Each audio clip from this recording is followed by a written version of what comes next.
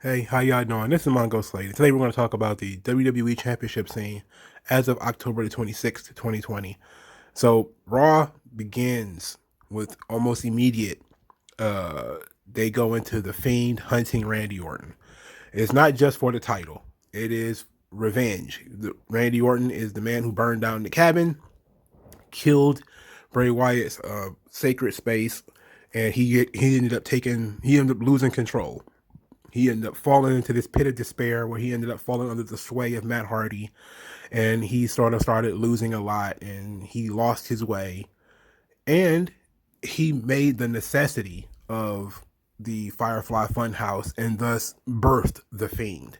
All of this is Randy Orton's fault, so it makes sense that they would go directly to the situation of Randy Orton and the Fiend. Why? Now that they're on the same brand again, it makes sense that the Fiend, who has been after everybody who has crossed him before, this has got to be a number one, public enemy number one on his list is Randy Orton. Makes perfect sense. And they built the entire Firefly Funhouse around it. They did the callback to the burning cabin. They did the moment of bliss later on where Alexa Bliss is sort of taunting Randy. And they didn't get physical yet. Like the confrontation between the Fiend and Randy Orton has not happened yet, but it's there. Like the Fiend loomed over him after at near the end of Raw, where Randy was trying to run away from Drew McIntyre, and everybody's and he's just standing there staring at him. And Randy's like, "Yeah, I don't want that." I don't. He had a choice between fighting the Fiend or fighting Drew McIntyre, and he chose to fight Drew McIntyre because at least he can beat Drew McIntyre, right? So it makes sense. What they're doing there is perfect. It's I don't know how long they can drag that out. It's a perfect story as far as what they're telling. They do have that big fat Survivor Series right in the middle. The Fiend doesn't need to be on the show. Randy is facing Roman.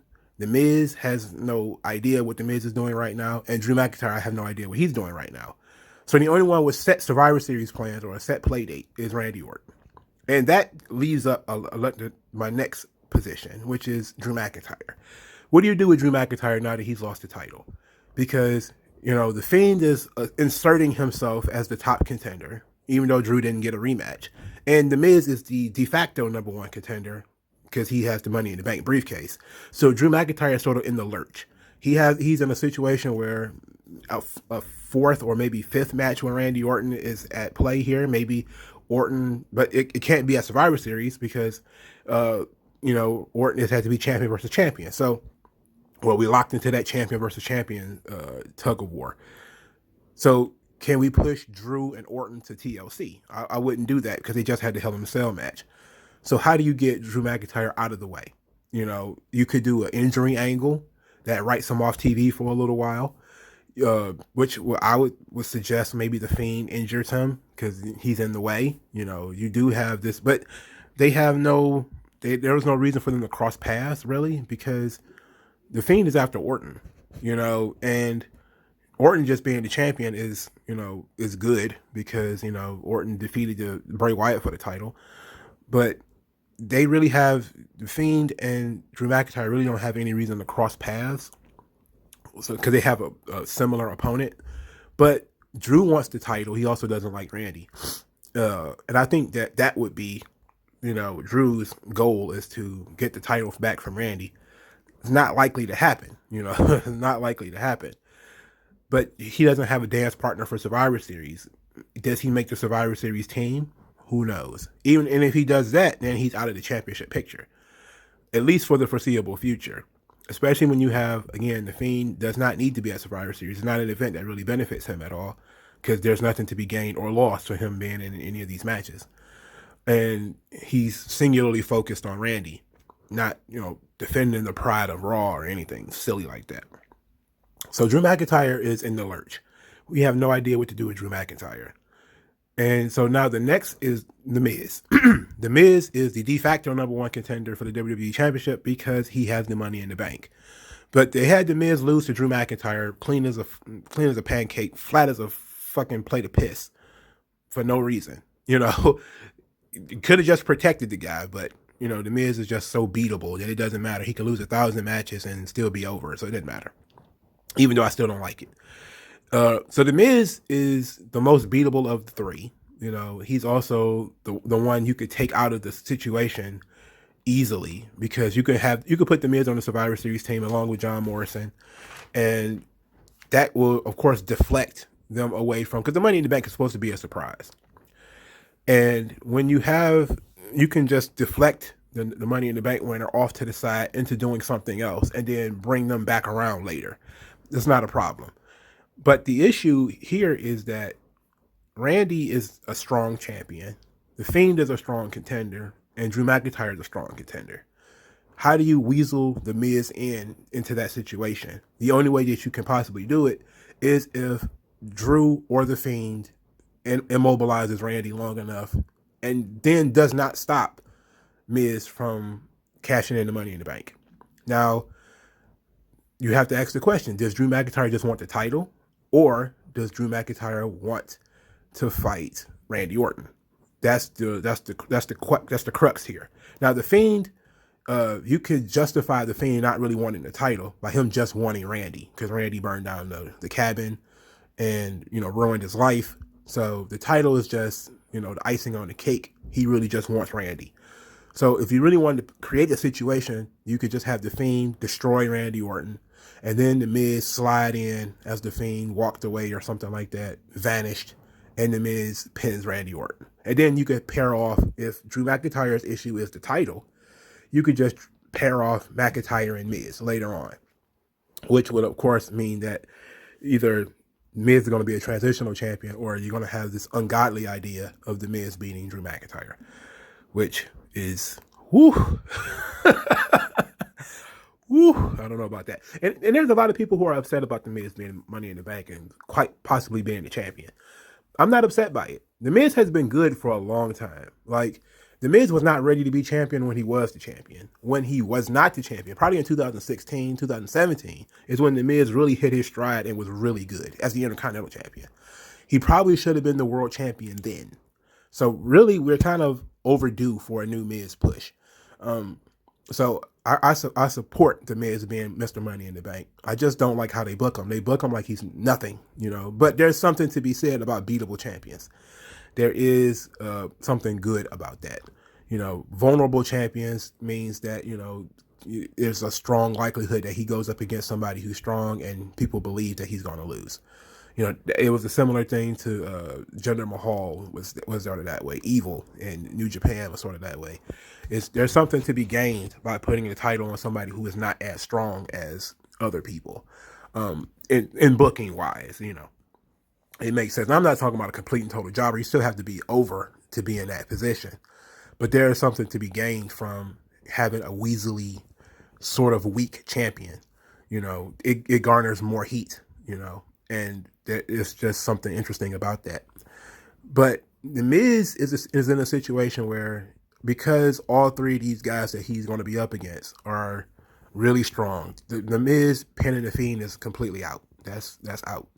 Even though it would make sense because, you know, Bray Wyatt attacked his children, you know, attacked his daughter back, what was this, in 2018 maybe? Or late 2019? No, it couldn't have been 2018. It had to be late 2019 where the Miz had that short feud with Bray Wyatt. So you have that where the Miz does have an issue with Bray Wyatt. The Miz did just lose to Drew McIntyre, so that's one issue, but of course that's probably never going to come up again. And then you have the Miz, who actually cashed in on Randy Orton in 2010. So you have a lot of callbacks here. You know, a lot of the story is building here between these three guys. You know, Randy Orton was a child of destiny, so was Drew McIntyre, and they've had this long feud over the summer that's finally culminated in Hell in a Cell. But Drew McIntyre is not really done with Randy. The Fiend has a feud with Randy Orton going back to 2017. The Miz had, you know, is luck. You know, that as luck would have it, 10 years ago, Randy Orton was the WWE champion. He was Mr. Money in the Bank. And, you know, he cashed in on Randy and won the title. So it's like, is it going to happen again? So there's a lot of interesting things floating around in here. But you have to look at the strength of the characters and where they want to go with it without knowing for sure where they're going as far as WrestleMania is concerned. It's hard to tell. Like, it would make sense for Randy to just basically survive all of this and go straight into WrestleMania as the champion against the Fiend or something like that. But why would the Fiend wait like 6 months for Revenge when they're on the same brand? So theoretically, we're going to have maybe Randy Orton is cost the title by the Fiend. Or they may just do the title switch and the Fiend is the champion. And the Fiend goes into WrestleMania as the champion. And you have Fiend versus McIntyre at WrestleMania. You know, and you have The Miz basically throw his money in the bank in the pit, you know, where he cashes in, but he loses, which is entirely possible, you know. But and it would not upset me at all because I mean, The Miz is, like I said, we overdue for The Miz, but at the same time, if he never wins it again, that's also fine, you know. But there is something to be said about the guy being a workhorse and always being there and always being up front and always being good, and you giving him the title again. But do you really want The Miz going into WrestleMania 37 as the champion? I mean, it is WrestleMania Hollywood, even though it won't be in Hollywood, you know.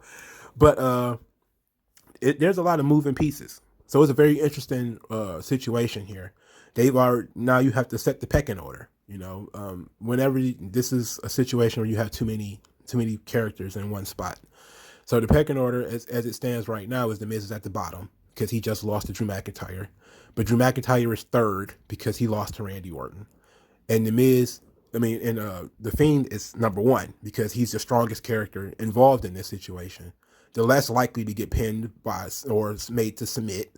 And he hasn't had a title shot. So, and Randy Orton hasn't beaten him. You know, Randy Orton's beaten everybody else. He hasn't beaten The Fiend, though. Even though he did beat Bray Wyatt. It's a completely different character, though. The Miz is not likely to beat either one of them. So that's why you put him at the bottom. But Drew McIntyre versus The Fiend could be fun. And I actually look forward to that. That could be a fun match. And, you know, but how do we get there? You know, and then you have to worry about the situation of everybody that The Fiend really kind of feuds with, he turns heel. You know, so do you really want them, The Fiend in a feud with Drew McIntyre and have to risk turning Drew McIntyre heel? Or do you risk, The Fiend turning Randy Orton babyface? Because that's kind of how it is. Like he turned a babyface Miz into a heel. So whoever The Fiend interacts with, he flips. So now we're going to have to see whether you're going to have him flip Drew McIntyre or flip Randy Orton, which, both which could be interesting, but I prefer babyface Drew McIntyre right now. But I'm interested in seeing where it goes. And that's the interesting thing is that as long as the championship match feels fresh, now that the title is off of Drew McIntyre, it feels wide open. Orton doesn't have to be champion for a long time. He could be champion 2 weeks. He could be champion a month and then drop the title. Survivor Series could see Randy Orton conceivably getting his ass kicked by Roman Reigns, and then the Miz comes out to cash his Money in the Bank or something like that. Anything can happen, and this is a good position to be in. It's a position where Drew McIntyre was in too strong of a position where he was simply just beating everybody, and it was getting boring. And it could get the same way with Roman. It could get the same way with Lashley. It could get the same way where they're just dominating everybody in their division, and it's like that's not fun. So that's the fallacy of too strong of a champion, is that you just know that you're going to win, and therefore you don't need to watch it because you already know they're going to win. So Randy Orton is in a position where he could conceivably be pinned by anybody in this situation and still be Randy Orton. So this can be fun. But let me know what you guys think in the comment section below. Like the video, share the video, subscribe to the channel, and I'll talk to you guys later.